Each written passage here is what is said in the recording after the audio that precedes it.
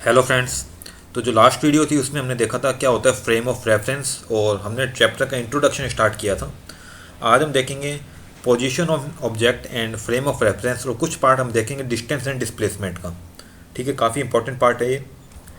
जो ये चैप्टर है इसमें से आपको न्यूमेरिकल्स काफ़ी एग्जाम में देखने को मिलते हैं और साथ ही साथ कुछ इस चैप्टर के ग्राफ हैं वो काफ़ी इंपॉर्टेंट है, उससे हम अच्छे से करेंगे।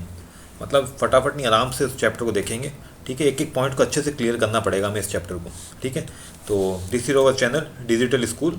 तो पहले फर्स्ट और सेकंड चैप्टर कंप्लीट अपलोड हो चुके हैं, वो जरूर देखें। तो शुरू करते हैं आज की वीडियो। मैं बता देता हूँ पिछली वीडियो में हमने क्या देखा था। हमने पिछली वीडियो में देखा था इंट्रोडक्शन, क्या होता है मोशन। ठीक है, तो ये इंट्रोडक्शन की वीडियो, आप पहले नंबर की वीडियो वो जरूर देखें हमारी प्लेलिस्ट में। और ये देखो हमारे जो चैनल है, हमारा जो टेलीग्राम चैनल और फेसबुक चैनल दोनों ही अपलोड हो चुके हैं, तो उसके लिंक है वो डिस्क्रिप्शन में है। तो आप वीडियो के बाद डिस्क्रिप्शन जरूर देखा करें। ठीक है, तो शुरू करते हैं आज की वीडियो। देखो, जो हमने पिछले लेक्चर में देखा था क्या होता है फ्रेम ऑफ रेफरेंस, उसकी वीडियो जरूर देखें क्योंकि उससे कनेक्टेड है ये सब चीज़ें आज। देखो, हमने पिछले वीडियो में देखा था कि एक रेलगाड़ी जा रही है, उसके अंदर एक पर्सन बैठा है, उसके लिए फ्रेम ऑफ रेफरेंस क्या होगा, और एक पर्सन जा रहा है जो कि बाहर बैठा है रोड के ऊपर, उसके लिए क्या फ्रेम ऑफ रेफरेंस होगा। तो वो मैंने पहली वीडियो में आपको एक्सप्लेन किया था। बट अब आज हम बात करेंगे frame of reference in the language of physics, कि फिजिक्स में हम कैसे कह सकते हैं कि क्या होता है फ्रेम ऑफ रेफरेंस। ठीक है, अब देखो मैं आपको बताता हूँ। देखो, फ्रेम ऑफ रेफरेंस हम फिजिक्स में कैसे किसको कहेंगे। देखो, एक सिंपल सा डायग्राम बताता हूँ आपको। ये देखो, ये जो कोऑर्डिनेट सिस्टम है, ठीक है, आप देख रहे हैं एग्जाम में। ठीक है, ये जो जीरो जीरो है ना, ये कोऑर्डिनेट सिस्टम है एक्स वाई जेड फॉर्मेट में, और ये ओ के ओरिजिन है जिसकी कोऑर्डिनेट होते हैं 0 0 0। तो आज हम बात करेंगे सिस्टम के अकॉर्डिंग हम फ्रेम ऑफ रेफरेंस कैसे मानते हैं। ठीक है, तो उससे पहले देखते हैं मोशन की जो एक्चुअल डेफिनेशन है। मोशन क्या होता है? Motion is change in position on object with time. यह आपको बता चुका हूँ कि किसी भी पार्टिकल की पोजीशन चेंज होती है विद रिस्पेक्ट टू टाइम, उसको कहेंगे मोशन। ये मैंने आपको पहली वीडियो में बता दिया था। ठीक है, अब देखते हैं आज की जो इंपॉर्टेंट लैंग्वेज है वो क्या है। In order to specify position we need to use reference point. अब देखो, रेफरेंस पॉइंट का क्या मीनिंग है। देखो, कहने का मतलब क्या है, हमने जो देखा था पिछली बार फ्रेम ऑफ रेफरेंस, हम एक पर्सन रोड के ऊपर खड़ा है, उसके लिए फ्रेम ऑफ रेफरेंस स्टेशनरी था, और वो ट्रेन थी वो मोशन में थी। तो ये तो सब था प्रैक्टिकली, बट फिजिक्स की लैंग्वेज में हम किसी न किसी चीज़ को तो हमें फ्रेम ऑफ रेफरेंस मानना ही पड़ेगा। उसको बेस मानते हुए क्वेश्चन सॉल्व करने होते हैं।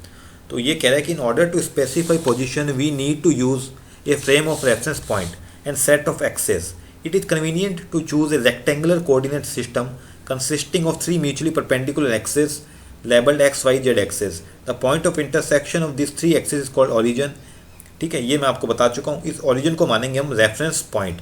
ठीक है, जैसे कि मैंने आपको डायग्राम दिखाया था, इस ओ को मानेंगे हम रेफरेंस पॉइंट। ठीक है, now the coordinate x y z object describe the position on object. देखो, मैं बताता हूँ क्या है। देखो, ओ को हमने माना रेफरेंस पॉइंट मान लो। चलो मैं डायग्राम को आपको पहले समझा देता हूँ, थ्योरी बाद में पढ़ता हूँ। देखो, मान लो एक काम करते हैं, ओ क्या हमारा रेफरेंस पॉइंट है। अब इसके रिस्पेक्ट में हम बात करेंगे। सिर्फ मान लो मैं यहाँ पे हूँ, तो मैं क्या कहूँगा कि मैं ईस्ट साइड में हूँ एक्स एक्सिस पर with reference to the origin. समझ में आ गई बात आपको। अब जो भी बात करेंगे हम इस ओ के रिस्पेक्ट में करेंगे। ठीक है, अब देखो, एक पार्टिकल था ए, कोई पार्टिकल हो सकता है, कोई भी ऑब्जेक्ट हो सकती है। वो पहले था x1 y1 और z1 कोऑर्डिनेट पे। अब ये मूव करके यहाँ पर आ गया b कोऑर्डिनेट पर, जिसके हो गए कोऑर्डिनेट कितने x2 y2 z2। मतलब पहले ये t इक्वल टू 0 टाइम पे यहाँ पे था ए पोजीशन पर कुछ ना कुछ ये चलना शुरू किया इसने, तो t2 टाइम में पहुँच गए ये b पर। समझ में आ गई बात आपको। तो हम इस o को रेफरेंस पॉइंट मानते हुए हम इस सिस्टम को सॉल्व करेंगे। अब देखो लैंग्वेज क्या कहती है। The coordinate x y z of an object describes the position of the object with respect to the coordinate system. To measure time, we position a clock in this system. This coordinate system along with a clock constitutes a frame of reference. देखो, इस पूरे system में अगर हम time की बात भी करते हैं, ये घड़ी है, दिस इज वॉच, अगर हम टाइम की बात भी करते हैं ना, तो जैसे हम टाइम की बात करेंगे तो इस पूरे सिस्टम को कहेंगे हम फ्रेम ऑफ रेफरेंस। आई बात आपको समझ में? नहीं आई तो एक बार फिर से देख लें। हमें कुछ नहीं करना, हमें लेना एक रेक्टेंगुलर कोऑर्डिनेट सिस्टम। समझ में आ गई? ये नहीं है रेक्टेंगुलर, नहीं है सॉरी, हमें लेना 3D के अंदर। ये है रेक्टेंगुलर, ऐसे। इसको मानो x, इसको मानो y, आप कुछ भी मान सकते हैं। अब मानो एक पार्टिकल है p यहाँ पर, इसके कोऑर्डिनेट एक्स वाई जेड। ठीक है, अब इस पार्टिकल है ना, ये मूव कर रहा है ऐसे, तो इसको कहेंगे साथ ही कितने टाइम में मूव कर रहा है। अगर हम पार्टिकल की पोजीशन की जो मूवमेंट है प्लस टाइम की बात करेंगे ना, तो उसको हम कहेंगे frame of reference. This whole system, ये पूरा का पूरा सिस्टम है ना, जो ये पूरा का पूरा सिस्टम, इसको हम कहेंगे फ्रेम ऑफ रेफरेंस। बात आ गई आपको समझ में? ईजी पार्ट है। If one or more coordinate object change with time we said object, समझ में आ गई होगी। अगर कोई ऑब्जेक्ट है वो टाइम की रिस्पेक्ट में मूव कर रही है तो उसको हम कहेंगे मोशन में है, और कोई ऑब्जेक्ट अगर रेस्ट पर है, मतलब कोई मूवमेंट नहीं कर रही, तो उसको हम कहेंगे रेस्ट पोजीशन। ठीक है, ये मैंने आपको कोऑर्डिनेट सिस्टम समझा दिया पूरा। ठीक है, देख लो लैंग्वेज भी। The position coordinate of particle in motion at time t1, देखो t1 टाइम में ये a1 पे था। t1 टाइम कुछ भी हो सकता है, मान लो t1 इक्वल टू 1 सेकेंड है, 1 सेकेंड या 2 सेकेंड मान लो, और t2 इक्वल टू 4 सेकेंड। ठीक है, ये t1 मतलब 2 सेकेंड में यहाँ पर था, ठीक है, और 4 सेकेंड में यहाँ पर पहुँच गया। समझ में आ गई बात आपको? तो मतलब टाइम भी चेंज हो रहा है with respect to position, position time के रिस्पेक्ट में चेंज हो रही है। It means this body is in motion. समझ में आ गया आपको? This shows the position of particle with respect to the given frame of reference. तो ये जितने भी हमने पार्टिकल की मोशन की बात की है, ये हमने इस फ्रेम ऑफ रेफरेंस के रिस्पेक्ट में बात की है। ठीक है, सिंपल सी लैंग्वेज आपको समझ में आ जाएगा। चलते हैं नेक्स्ट पार्ट में। देखो थ्योरी समझ लो, फटाफट पढ़ लेते हैं, ईजी एकदम theory. If all the 3 coordinate of a particle remain unchange with time, the particle considered rest with respect to time in the frame. देखो अगर तीनों के तीनों कोऑर्डिनेट है, मान लो ए पॉइंट था यहाँ का यहीं रहता, तो ये क्या होता, इसके रिस्पेक्ट में कांस्टेंट है, इसके रिस्पेक्ट में कांस्टेंट है, और जेड के रिस्पेक्ट में भी कांस्टेंट है, मतलब ये पोजीशन के रेस्ट पर है। अब इसने चलना शुरू किया, टाइम चेंज हुआ, पोजीशन चेंज हुई, मतलब अब ये मोशन में आ गया। तो ये लैंग्वेज यहाँ पे बोल रहे हैं, ये आप पढ़ेंगे तो आपको समझ में आ जाएगा यहाँ तक। If any one of the coordinate change with time, the motion of particle is called one dimensional linear motion. For example falling freely from the top of the tower.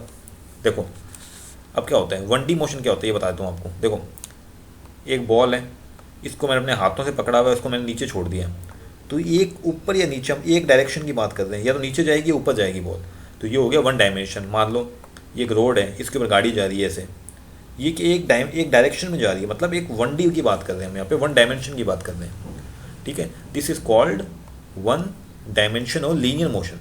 समझ में आ गया आपको लीनियर मोशन क्या होता है? अब देखो ऐसे बात करूँ मैं, ये ऐसे ऐसे ऐसे, तो ये क्या है, ये लीनियर मोशन नहीं है, ये 1D नहीं है। ठीक है, इसकी बात करेंगे हम आगे। देखो when 2 or 3 coordinate change with time, the motion of particle is called 2 dimension and 3 dimension। समझ में आ गई बात आपको? अब ये क्या है, ये 2D और 3D की बात हो रही है यहाँ पे। अगर मैं सीधा चलता तो मतलब 1D की बात कर रहा हूँ, ऐसे ऐसे चल रहा हूँ मतलब 2D या 3D की बात कर रहा हूँ।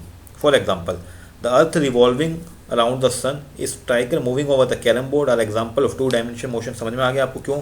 देखो सीधी सी बात बताता हूँ आपको, स्लाइड पे ले चलता हूँ, अच्छे से एक्सप्लेन कर देता हूँ। देखो ये एक ऐसे पार्टिकल चल रहा है स्ट्रेट लाइन में, मतलब गाड़ी चल रही है, ये क्या है 1 डायमेंशन। अब देखो अब क्या हुआ, ये माने 2 डायमेंशन बना लिया मैंने। अब क्या हो रहा है कि कैरम बोर्ड है, देखो कैरम बोर्ड ऐसे ही तो होते हैं, ये स्ट्राइकर है, इसको मैं छोड़ा, ये यहाँ पे जाएगा, टकरा के यहाँ पे आएगा, टकरा के यहाँ पे आएगा, तो 2D सिस्टम फॉलो करेगा ये सिर्फ। तो ये हो गया 2D का एग्जाम्पल। अब देखो एक सपोज करते हैं, कोई भी एक मॉस्किटो या कोई भी बटरफ्लाई मान लो, बटरफ्लाई ऐसे मूव कर रही है, देखो ये होता है 3D सिस्टम। अब बटरफ्लाई यहाँ पे थोड़ी टाइम में यहाँ पे पहुँच गई, थोड़ी देर में यहाँ पे पहुँच गई, थोड़ी टाइम में यहाँ पे पहुँच गई, तो ये फॉलो करती है 3 डायमेंशन पाथ को। समझ में आ गया आपको? ए butterfly flying in the garden is example of 3 dimension motion. ठीक है, तो अभी आप अगर थ्योरी पूरी पढ़ेंगे ना आपको अच्छे से समझ में आएगा।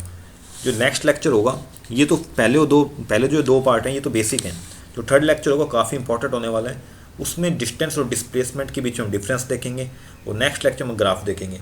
ये चीज़ें अगर आप अच्छे से समझ गए तो समझ लो ये चैप्टर आप काइनेमेटिक्स को JEE और नीट लेवल तक सॉल्व कर पाएंगे, क्योंकि इस चैप्टर में थ्योरी की इंपॉर्टेंस एग्जाम ओरिएंटेड नहीं है। एग्जाम में तो न्यूमेरिकल पूछे जाएंगे, बट न्यूमेरिकल के लिए हमें थ्योरी को डीपली पता होना चाहिए। ठीक है, अब चलते हैं next. The choice of set of axes in a frame of reference depends upon the situation. For example for describing motion in 1 dimension we need only 1 axes. मैंने आपको बताया अगर हमें 1 डायमेंशन की बात करनी है तो हमें जरूरत ही नहीं है ऐसे 2 डायमेंशन एक्स और वाई एक्सेस की जरूरत ही नहीं है, एक एक्स एक्सेस ले लो, इसके ऊपर काम हो जाएगा हमारा, क्योंकि सीधा ही तो चलना है हमें। टू डिस्क्राइब मोशन इन 2 और 3 dimension we need set of 2 और 3 axes. Description of an event depends on frame of reference chosen for the description. मैंने बता चुका आपको। For example when you say that a car is moving on a road, you are describing the car with respect to the frame of reference attached to you or to the ground, but respect to the frame of reference attach with the person sitting in the car. देखो ये simple सी language है, इतना tough इसको बनाया हुआ है, मैं आपको कैसे समझा देता हूँ। देखो ये कार है, ठीक है, ये गाड़ी है, समझ लो सिंपल सी लैंग्वेज है बिल्कुल। एक car is moving on a road, अभी जारी है ऐसे। You are describing the car with respect to frame of reference attach to, देखो अब फ्रेम ऑफ रेफरेंस किसको बोलेंगे हम, एक पर्सन इसके अंदर बैठा है उसको, ठीक है। देखो फ्रेम ऑफ, देखो दो टाइप के इसमें फ्रेम ऑफ रेफरेंस लग रहे हैं इस पर्सन के। एक तो क्या एक आदमी है ना गाड़ी के अंदर बैठा है, और गाड़ी क्या ज़मीन पे चल रही है, तो ये दो फ्रेम ऑफ रेफरेंस की हमने बात की है यहाँ पर। समझ में आ गया आपको, सिंपल सी बात थी, आगे बात समझ में। अब क्या हुआ, लेकिन अगर ये आदमी है ना, इस कार की रिस्पेक्ट में क्या है, कार की रिस्पेक्ट में रेस्ट पर ये ऐसे थोड़ी कार के अंदर खुद भी चल रहे हैं, खुद भी तो कार के अंदर बैठा है ना, तो मतलब कार की रिस्पेक्ट में तो ये क्या है, कार की रिस्पेक्ट में तो ये रेस्ट पर है, मतलब आराम से बैठा है गाड़ी के अंदर, ठीक है। बट ग्राउंड की रिस्पेक्ट में गाड़ी मूव कर रही है, गाड़ी का मोशन है ग्राउंड की रिस्पेक्ट में। आगे बात समझ में आपको, ठीक है। ये फ्रेम ऑफ रेफरेंस का जो टॉपिक था, ये आपको पहले पार्ट जरूर देखना है, उसके अकॉर्डिंग आपको समझ में आएगा। तो this is all about the position of an particle with respect to time, how its move and how its take motion, ठीक है, ये हमने देख लिया। अब आते हैं पाथ लेंथ और डिस्प्लेसमेंट में। देखो पाथ लेंथ को हम डिस्टेंस भी बोलते हैं, डिस्टेंस भी बोलते हैं इसको। देखो आज हम इसको हम ज़्यादा नहीं करेंगे, इतना एक बार डेफिनेशन देख लेते हैं, कल इसको फिर से शुरू करेंगे। The total distance travel particle in some time interval is called the path length और total distance. The change in position of particle in some time interval is called displacement, ठीक है। तो आज आप ये डेफिनेशन पढ़ लो, एक्सप्लेन इसको मैं करूँगा इस एग्जाम्पल के साथ कल, जो नेक्स्ट वीडियो में, मतलब पार्ट नंबर 3 में, ठीक है। तो आज का जो टॉपिक था फर्स्ट और पार्ट नंबर 1 और पार्ट नंबर 2, ये इंट्रोडक्शन लेक्चर थे, ठीक है। इसको आपको देखना जरूरी है क्योंकि इसके बाद ही चैप्टर बनता है।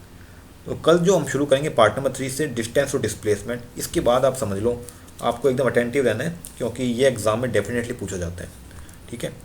सो आज के लिए बस इतना ही, थैंक यू फॉर वॉचिंग। देखो एक बात और, जाने से पहले अगर आपको कोई कमेंट है तो कमेंट कर सकते हैं, अगर आपको कुछ पूछना है PDF से रिलेटेड तो आप पूछ सकते हैं, ठीक है। Thank you for watching.